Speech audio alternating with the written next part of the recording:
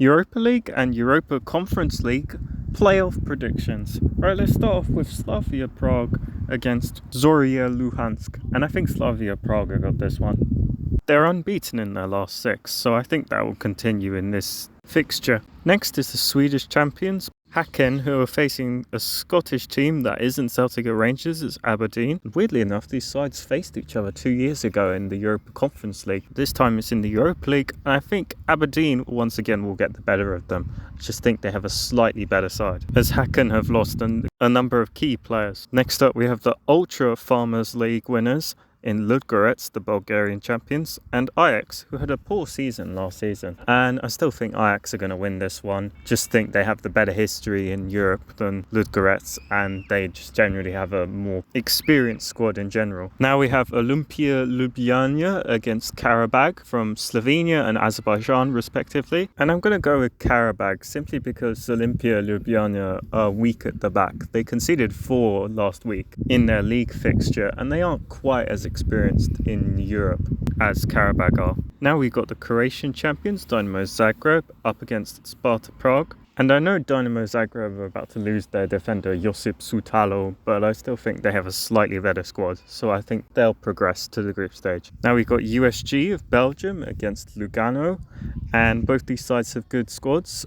USG obviously have lost Boniface to Bayer Leverkusen, who was a key player in their success last season, with 9 goals and 8 assists in the Belgian Pro League. But I still think USG, they're a good club, they're on the rise, they'll probably beat the Swiss outfit. Now we have Slovan Bratislava against Limassol from Slovakia and Cyprus respectively.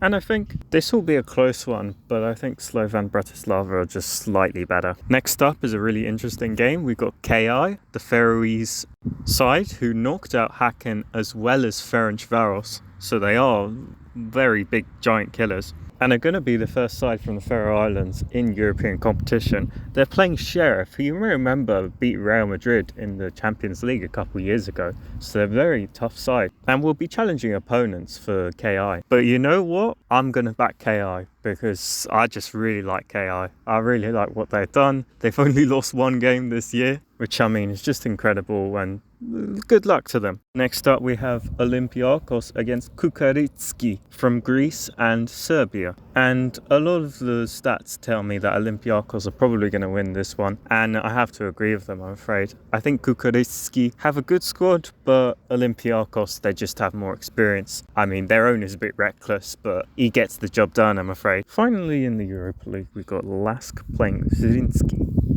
a Bosnian side.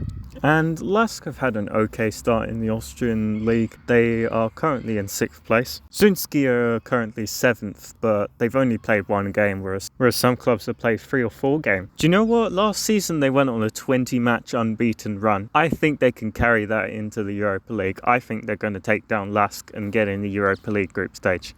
Thank you for watching. Like, share, subscribe, and I'll see you later.